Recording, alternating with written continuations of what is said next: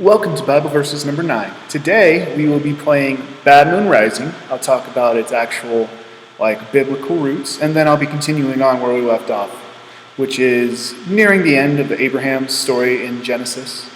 So, without further ado, let's get started on the song.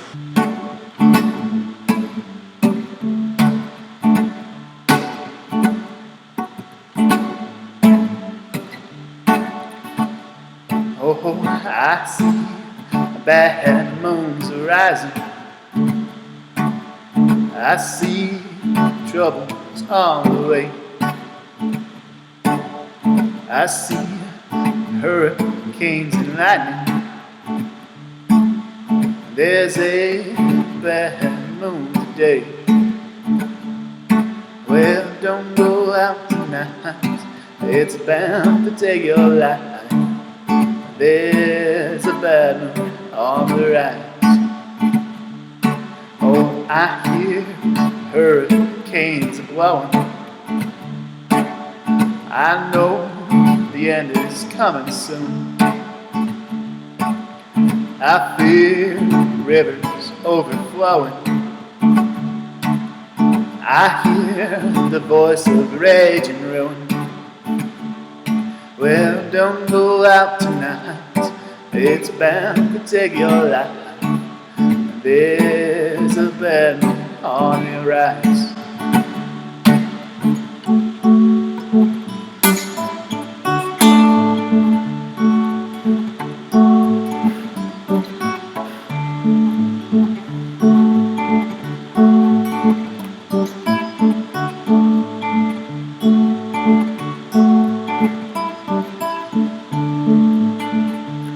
Oh, don't go out tonight. It's bound to take your life. There's a bad moon on the rise. I hope you got your things together. I hope you're quite prepared to die. Looks like we're in for nasty weather. Looks like there's an eye for an eye. Well, don't go out tonight. It's bound to take your life. There's a bad moon on the rise. Well, don't go out tonight. It's bound to take your life. There's a bad moon on the rise. So, Bad Moon Rising is one of my songs I enjoy. It's a very, very upbeat song about a very negative topic.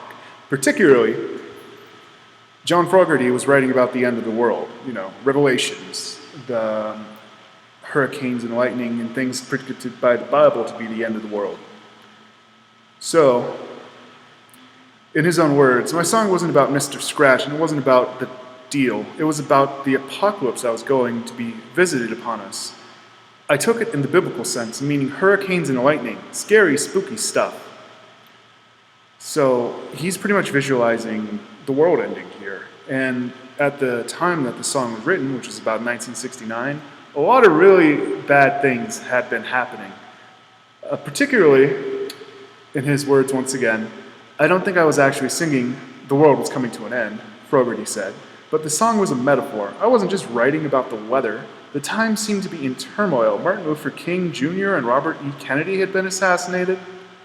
This is the time it was happening. And a lot of people during this time feel like the world was coming to an end. So, Bad Moon Rising is just imagery depicting end times. Once again, Fogerty grew up in a very religious sort of household, or he grew up near it. So that was the direct inspiration for that song. And I feel like it's still, today, we're still in that sort of time. Anyway, that's it for our actual song for Bible verses. Next, we are going to continue reading on, or I'm going to summarize the next couple of chapters from the Bible. So for our actual Bible verses portion, we're going to continue on from Genesis chapter 23 until about chapter 20, the start of chapter 27. Now, reading through this, it's mostly summarizing, chapter 23 is Sarah died. Sarah was Abraham's wife, and Abraham was upset about her dying, so he wanted to bury her. Just makes sense. Get her out of my... Well, in chapter 23, verse 4, I am a stranger and a sojourner with you. Give me a possession of a buried place with you, that I may bury my dead out of my sight. Basically what he's saying is he wants to, out of sight, out of mind. So he wants to bury Sarah, so he's not constantly thinking about her. So Abraham goes off to the town, buys a bunch of land to bury her. And chapter 24, Abraham is getting older, so he wants to find a wife for his son Isaac, his oldest son. The one he almost killed in a chapter earlier, but, yeah. So he tells one of his servants, bring me a wife for my son, but don't bring it to me of somebody of this land where I live. So don't bring anybody here. Go back to my father's home area, his homeland, and get a woman from there. And his servant goes, and his servant makes a plan that he's going to sit by a well outside of the city, and that the first person who allows him to drink from their water and allows him to feed his camels from their water will be the wife of Isaac. A good person, somebody who's willing and generous and able to share. Well, the very first person he meets is named Rebecca, and Rebecca passes these tests. As soon as he sees him filling up her jug in the well, he goes up to her and asks to get a drink, and she agrees. And then she goes and gets the drinks for all of his camels as well. So he goes to Rebecca's place, and he tells his father about Isaac. Isaac's, Abraham's a great man. He has all this fortune. And Isaac's going to inherit all of his fortune. And they agree to let Rebecca go. And Isaac and Rebecca get married.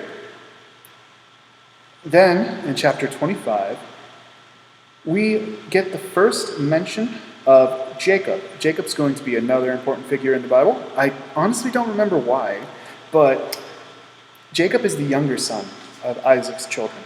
And he actually buys the elder son's birthright for exchange of food, which is an interesting point. And Jacob said, sell me this day thy birthright. And Esau said, behold, I am at the point to die, and what profit shall this birthright do to me?